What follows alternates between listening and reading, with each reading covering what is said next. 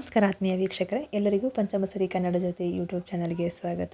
ಇವತ್ತು ನಾವು ಚಾಮುಂಡೇಶ್ವರಿ ದರ್ಶನ ಮಾಡೋಣ ಅಂತ ಹೇಳಿಬಿಟ್ಟು ಮೊದಲು ನಾವು ವಾಕಿಂಗ್ ಹೋಗ್ತೀವಲ್ಲ, ಅಲ್ಲಿ ಚಾಮುಂಡಿ ಪಾದ ಇದೆ.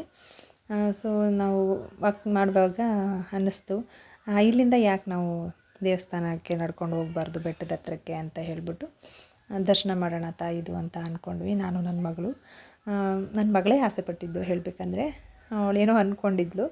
ಸೊ ಅದು ಆಯಿತು. ನಾನೇನಾದ್ರು ಹಿಂಗೆ ಅಂದ್ಕೊಂಡಿದ್ರೆ ಮಮ್ಮಿ ಆ ರೀತಿ ಆದರೆ ನಾನು ನಡ್ಕೊಂಡು ಹೋಗ್ತೀನಿ ಮಮ್ಮಿ, ನೀನು ನನ್ನ ಜೊತೆ ಬರ್ತೀಯಾ ಅಂತ ಹೇಳಿದ್ಲು.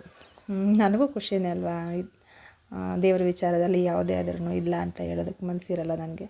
ಹಾಗಾಗಿ ಆಯಿತು ಹೋಗೋಣ ಕಣೆ ಅಂತ ಹೇಳಿದ್ದೆ. ಸೊ ಅವಳು ಅಂದ್ಕೊಂಡಂಗೆ ಆಯಿತು. ಹಾಗಾಗಿ ನಾವು ಕೂಡ ಸರಿ ಹೋಗಿ ಬರೋಣ ಅಂತ ಹೇಳಿಬಿಟ್ಟು ಬಂದ್ವಿ.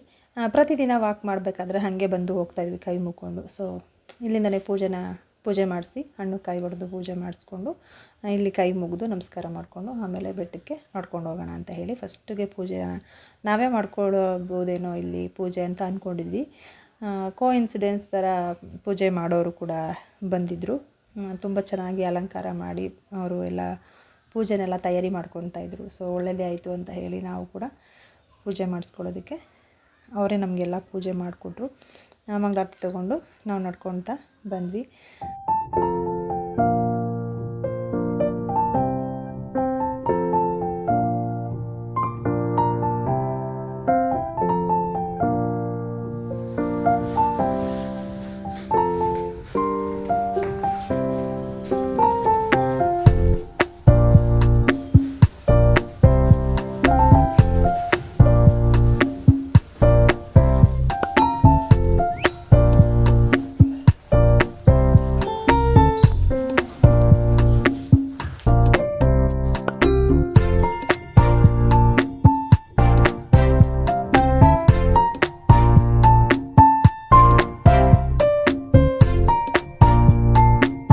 ಚಾಮುಂಡಿ ಪಾದದಿಂದ ಈ ಕಡೆ ರೂಟ ಹೋದರೆ ರೋಡ್ ಸಿಗುತ್ತೆ.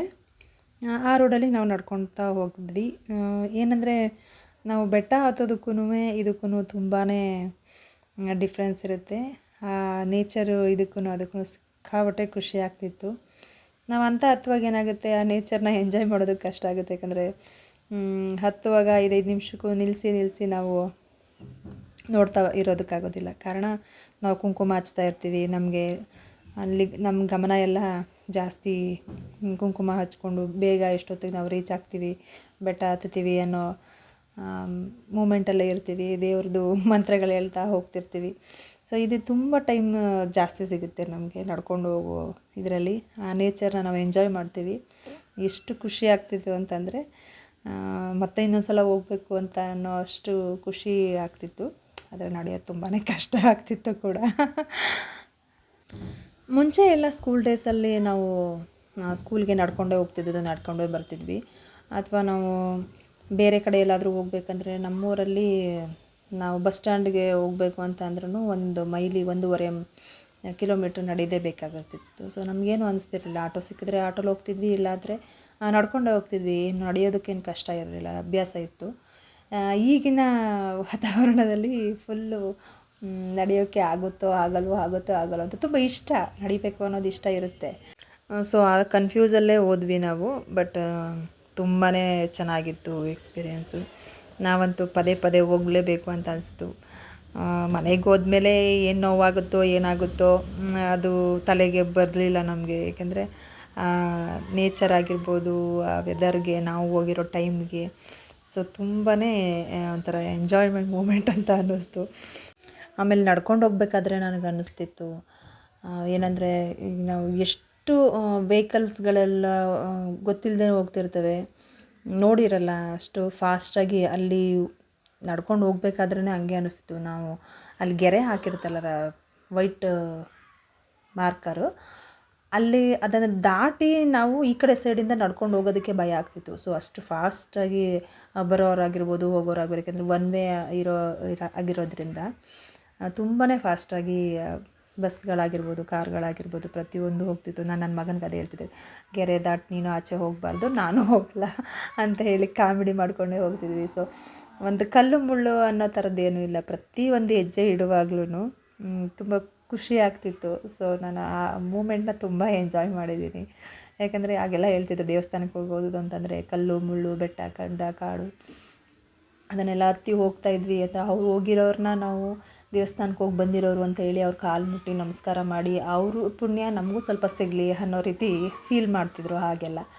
ಸೊ ಇವಾಗ ನಾವು ಅದನ್ನೆಲ್ಲ ತುಂಬ ಈಸಿಯಾಗಿ ಮಾಡಿಬಿಡ್ಬೋದು. ಅದನ್ನೇ ಕಷ್ಟ ಅಂತ ಅಂದ್ಕೊತೀವಿ ನಾವಿವಾಗ. ನಾನು ಯಾಕೆ ಈ ಖುಷಿನ ಹಂಚ್ಕೋತಾ ಇದ್ದೀನಿ ಅಂತಂದರೆ, ನಾವು ಹೋಗೋ ದಾರಿನಲ್ಲಿ ಇವಾಗ ತಾಯಿ ನಮಗೆ ಹೂವಿನ ಮಳೆನೇ ಸುರಿಸಿದ್ಲು. ಸೊ ಆ ಮೂಮೆಂಟ್ನ ಕ್ಯಾಪ್ಚರ್ ಮಾಡ್ಕೊಂಡಿರೋದು ಈ ಕಾರಣಕ್ಕೋಸ್ಕರನೇ. ಯಾಕೆ ನಾವು ಹೆಜ್ಜೆ ಇಡುವಾಗ ಏನಿದು ಈ ಥರ ಹೆಜ್ಜೆ ಇಟ್ಕೊಂಡಿರೋದನ್ನ ವೀಡಿಯೋ ಮಾಡಿದ್ದಾರೆ ಅಂತ ಅಂದ್ಕೋಬೋದು ನೀವು.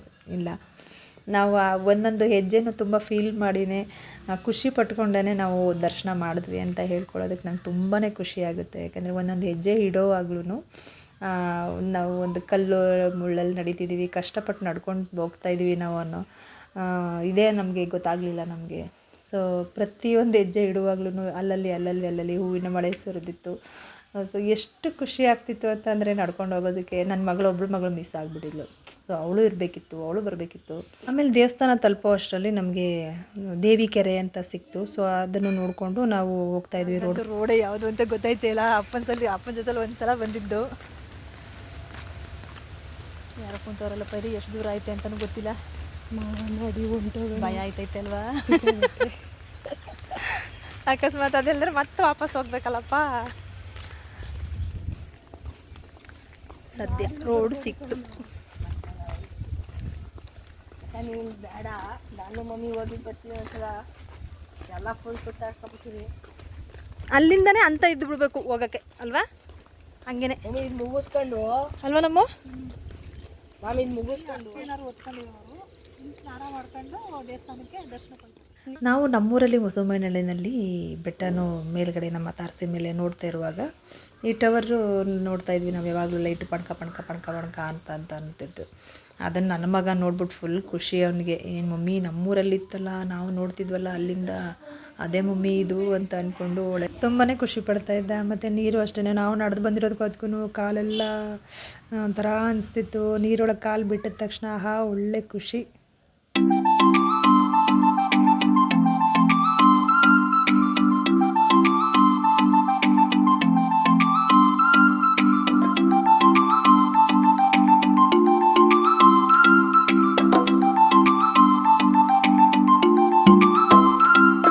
ಇನ್ನೂ ಅಲ್ಲೊಂದು ಸ್ವಲ್ಪ ಹೊತ್ತು ಕೂತ್ಕೊಂಡು ರಿಲ್ಯಾಕ್ಸ್ ಮಾಡಿಕೊಂಡು ಸ್ವಲ್ಪ ನೀರಿನ ತೀರ್ಥನ ನಮ್ಮ ತಲೆಗಿಟ್ಕೊಂಡು ಎಲ್ರಿಗೂ ಒಳ್ಳೇದಾಗಲಿ ಅಂತ ಅಂದ್ಕೊಂಡು ಮತ್ತೆ ನಡೆಯೋಕ್ಕೆ ಸ್ಟಾರ್ಟ್ ಮಾಡಿದ್ವಿ. ನಾನು ಅಂದ್ಕೊಂಡಾಗೆ ಸದ್ಯ ಅಂತ ಇತ್ತು ಅಲ್ಲಿ. ನಾವು ಹತ್ಕೊಂಡು ನಡ್ಕೊಳ್ತಾ ಮಾತಾಡ್ಕೊಂಡು ಬಂದುಬಿಟ್ವಿ. ದಾರಿಲಿ ಹುಣಸೆ ಹೂಗಳೆಲ್ಲ ಚೆಲ್ಲಾಡಿತ್ತು. ಕಲ್ ತಗೊಂಡು ಹರ್ಕೊಂಡು ಹೋಗಿ ಒಬ್ಬರ ಮನೇಲಿ ಉಪ್ಪು, ಒಬ್ಬರ ಮನೇಲಿ ಹುಣಸೆ ಹಣ್ಣು ಅಂದರೆ ಗಂಟಲು ಫುಲ್ಲು ಮುಚ್ಚೋಗ್ತಿತ್ತು. ಅಲ್ಲಿ ದಾರಿಲಿ ಹುಣಸೆ ಹೂಗಳೆಲ್ಲ ಚೆಲ್ಲಿತ್ತಿತ್ತು. ನಾವು ಅದನ್ನೆಲ್ಲ ಹಾಯ್ಕೊಂಡು ಆಗ ಚಿಕ್ಕ ವಯಸ್ಸಲ್ಲಿ ಉಪ್ಪು ಖಾರ ಹಾಕಿ ಜಜ್ಜಿಕೊಂಡು ಅದನ್ನೆಲ್ಲ ತಿಂತಾಯಿದ್ವಿ. ಅದನ್ನೆಲ್ಲ ನಮ್ಮ ಮಕ್ಳ ಹತ್ರ ಹೇಳ್ಕೊಂಡು ಅಂತೂ ಇಂತೂ ಅಂತ ಹತ್ತಿದ್ವಿ.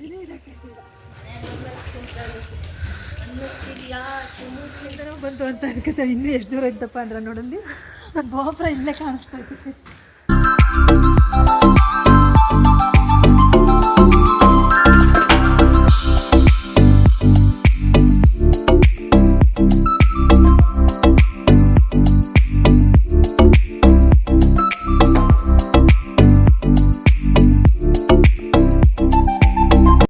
ಅಂತೂ ಇಂತೂ ನಾವು ಅಂತ ಹತ್ತು ಬಂದ ಮೇಲೆ ಬೆಟ್ಟ ಕಾಣಿಸ್ತು, ಗೋಪುರ ಕಾಣಿಸಿದ್ಮೇಲೆ ಆಗ ಸಮಾಧಾನ ಆಯಿತು. ಖುಷಿ, ಹತ್ರದಕ್ಕೆ ಬಂದಿದ್ದೀವಿ ನಾವು ಅಂತ ಸಮಾಧಾನ ಆಯಿತು. ಈ ರೋಡ್ ಬಂದು ಕೆರೆ ಬೀದಿ ಅಂತಲೇ ರೋಡ್ ಇದೆ. ಇದಕ್ಕೆ ದೇವಿ ಕೆರೆ ಬೀದಿ ಅಂತ ಈ ರೋಡ್ ಹೆಸರು. ಸೊ ಅಲ್ಲಿಂದ ಒಂದೇ ಸಮ ನಡ್ಕೊಂಡು ಬಂದರೆ ಸೀದಾ ಬಂದು ದೇವ್ರ ಸನ್ನಿಧಾನ ಹತ್ರಕ್ಕೆ ಬರ್ತೀವಿ. ನಂತರ ನಾವು ಪೂಜೆ ಸಾಮಾನೆಲ್ಲ ತೊಗೊಂಡು ದರ್ಶನ ಮಾಡೋದಕ್ಕೆ ಅಂತ ಹೋಗಿ ಹೂ ತಗೊಂಡು ಕ್ಯೂನಲ್ಲಿ ನಿಂತ್ಕೊಂಡ್ವಿ.